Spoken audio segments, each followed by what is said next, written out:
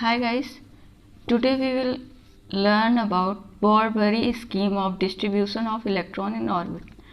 और हम आज इसे बहुत इजी वे में समझेंगे। इसमें कुछ भी हार्ड नहीं है, बस नाम दे दिया गया तो आपको हार्ड लग रहा होगा। कुछ नहीं है इसमें, केवल इलेक्ट्रॉनिक अरेंजमेंट करना है KLMNO सेल में। तो इन बॉरबरी ने 1921 में एक स्कीम प्रपोज की थी जिसमें उन्होंने इलेक्ट्रॉन के अरेंजमेंट की बात की थी। देखते हैं कि इसमें मेन पॉइंट के बारे में हम लोग आज डिस्कस करेंगे कि इनके मेन पॉइंट क्या थे। पहला चीज़ इन्होंने कहा था कि जो इलेक्ट्रॉन होंगे इस maximum number of electron which can be accommodated any orbit is 2n²। अभी इसके बारे में हम लोग ध्यान से देखेंगे। कुछ नहीं है कि हाइड्रोजन हीलियम लिथियम कैसे KLMN सेल में डिवाइड होगा, उसके लिए इन्होंने बताया कि जो मैक्सिमम नंबर ऑफ इलेक्ट्रॉन एक n सेल में यानी एक K में या L में या N में ऑर्बिट में जो है वो जो होंगे 2n² के हिसाब से होंगे। यानी n यहाँ पे क्या है, n है नंबर ऑफ ऑर्बिट्स। जैसे कि फर्स्ट ऑर्बिट हमारी होती है,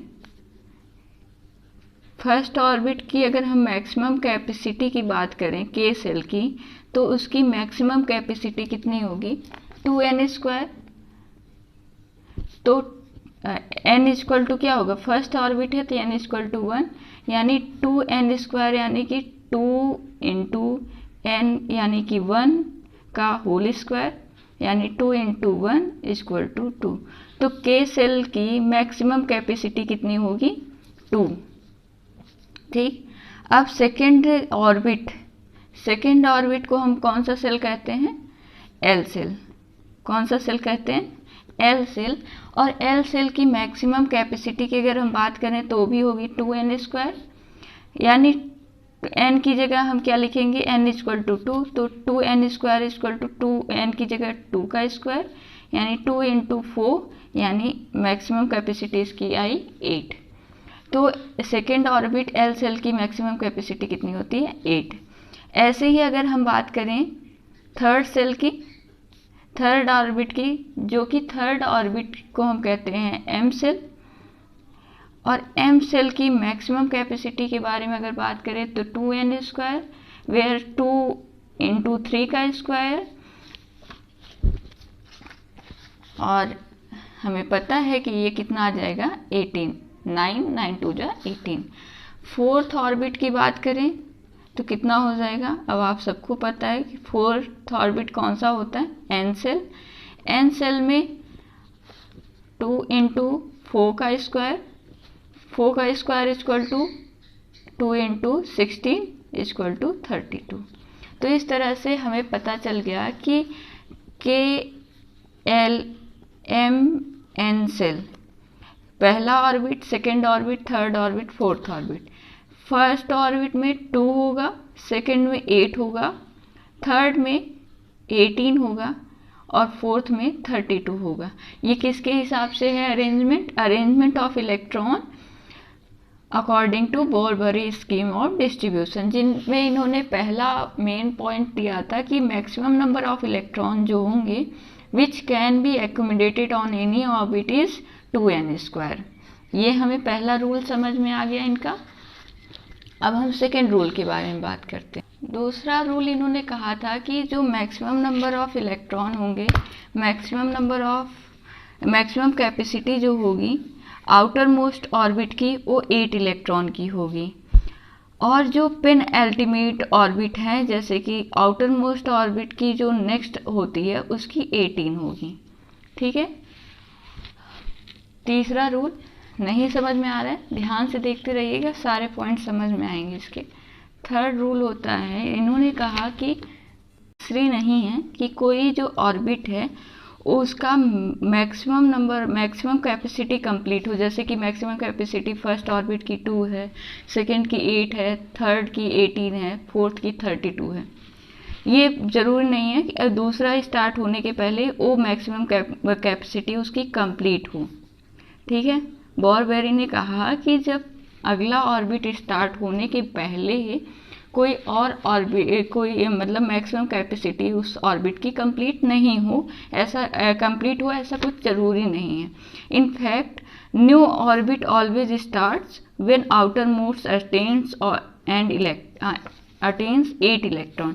जब कोई ऑर्बिट स्टार्ट होगी 8 इलेक्ट्रॉन अटेन कर लेगा तो नई ऑर्बिट स्टार्ट हो जाती है। जैसे कि होता है ना 83rd नंबर का जो सबसेल होता है उसमें हमारे 18 होता है ना, तो इसका मतलब कि जब तक 18 नहीं पूरा होगा तब तक फोर्थ ऑर्बिट नहीं शुरू होगा, ऐसा कुछ नहीं है। तो कह रहे हैं थर्ड में अगर 8 है तो भी फोर्थ वाला शुरू हो सकता है। इसके बारे में अभी हम लोग डिस्कस करेंगे। बस ये चार मेन पॉइंट के बारे में डिस्कस कर रहे हैं। 4 मेन पॉइंट के बाद फोर्थ तक हम डिस्कस कर लें, उसके बाद हम अब इसके बाद इलेक्ट्रॉनिक कन्फिग्रेशन ऑफ एलिमेंट्स के बारे में डिस्कस करेंगे। तो फोर्थ मेन पॉइंट्स इसका ये है कि आउटर मोस्ट ऑर्बिट जो होता है उसके पास 2 इलेक्ट्रॉन से ज़्यादा नहीं हो सकता, और जो पेन अल्टीमेट ऑर्बिट होते हैं यानी नेक्स्ट टू आउटर मोस्ट उनके पास 9 इलेक्ट्रॉन से ज़्यादा नहीं हो सकता। तब तक नहीं हो सकता जब तक इनर मोस्ट का ऑर्बिट जो है मैक्सिमम नंबर का इलेक्ट्रॉन रिक्वायर्ड ना कर लें। एज रूल फर्स्ट यानी 2n² के रूल के हिसाब से मैक्सिमम नंबर का इलेक्ट्रॉन जब तक इनर मोस्ट ऑर्बिट ना रिसीव कर ले तब तक उससे ज़्यादा 9 इलेक्ट्रॉन मोर देन 9 इलेक्ट्रॉन से ज़्यादा पेन अल्टीमेट सेल ऑर्बिट जो होते हैं वो इलेक्ट्रॉन नहीं ले सकते हैं। अब हम लोग इलेक्ट्रॉनिक कन्फिग्रेशन ऑफ एलिमेंट पढ़ते हैं। आज हम लोग 30 एलिमेंट का इलेक्ट्रॉनिक कन्फिग्रेशन देखेंगे। चलिए देखते हैं। अब हम इलेक्ट्रॉनिक कन्फिग्रेशन करेंगे एलिमेंट्स का। इधर देख रहे होंगे एलिमेंट नेम लिखेंगे, यहाँ पे हम शॉर्ट फॉर्म में लिखेंगे। आप लोगों को हमने दिया था कि 1 से 30 तक याद कर लीजिएगा, हाइड्रोजन, हीलियम, लिथियम, बेरिलियम। और यहाँ पे हम एटॉमिक नंबर लिखेंगे और यहाँ पे हम इसका अरेंजमेंट करेंगे, इलेक्ट्रॉनिक अरेंजमेंट KLMN सेल में, first, second, third, fourth shell. Fifth shell में नहीं करने की ज़रूरत है। तो पहला होता है हाइड्रोजन एटॉमिक नंबर 1, इसमें एक ही इलेक्ट्रॉन होंगे 1, ठीक। अब हीलियम दूसरा, सेकेंड नंबर एटॉमिक नंबर 2 और इसका हो जाएगा 2।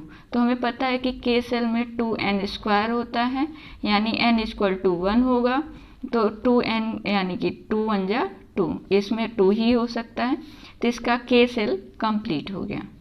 तो मैक्सिमम कैपेसिटी इसकी इसने अचीव कर ली। इससे ज़्यादा K सेल में हम नहीं फिल कर सकते। अब हम चलेंगे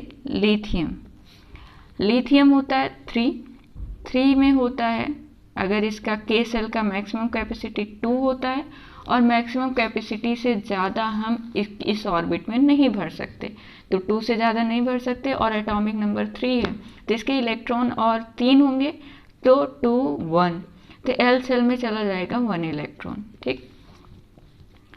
अब आप लोग बताएंगे ये है बेरिलियम, इसका एटॉमिक नंबर 4 और इसमें K सेल में 2 और बचा कितना, 4 में से 2 गया 2, तो यहाँ पे 2।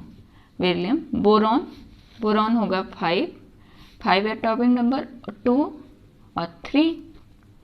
फिर ऐसे आप लोग लिखिए कार्बन 6 नंबर 2 4, नाइट्रोजन 7 2 5, ठीक। धीरे धीरे हम ऐसे वैलेंसी निकालना भी सीखेंगे। पहले इलेक्ट्रॉनिक अरेंजमेंट कर लीजिए। 2 6, ऑक्सीजन का 2 6, फ्लोरीन का 9, यानी कि इसका क्या होगा 2 7। नियॉन हमें पता है कि नोवेल गैस होती है और ये 0 ग्रुप में आता है, तो 2 8। अब हमें पता है कि जो सेकेंड सेल होती है इसमें मैक्सिमम इसकी मैक्सिमम कैपेसिटी कितनी होती है 2 का स्क्वायर, यानी इसकी मैक्सिमम कैपेसिटी 8 होती है। तो L सेल में भी जो है 8 इलेक्ट्रॉन कंप्लीट हो गए।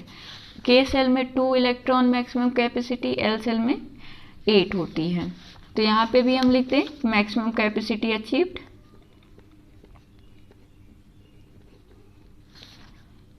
अचीव कर ली इन्होंने, K सेल की अचीव्ड हो गए, L सेल की भी हो गई। अब हम लोग सोडियम को हम लोग Na से रिप्रेजेंट करते हैं। आप लोग सोच रहे होंगे S से रिप्रेजेंट किया जाएगा, नहीं, तो इसका नेट्रियम नाम था इसलिए इसको Na से रिप्रेजेंट करते थे। इसका एटॉमिक नंबर 11 होता है। अगर इसका इलेक्ट्रॉनिक कॉन्फ़िगरेशन करें तो पहले में 2 आएगा, दूसरे में 8 आएगा, तीसरे में 2 8 10 हो गया और 1 बचा, तो M सेल में 1 चला जाएगा।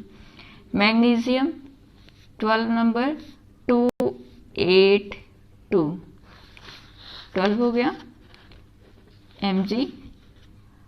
Aluminium Al 13 2 8 3, silicon 14 2 8 4, phosphorus 15 2 8 5,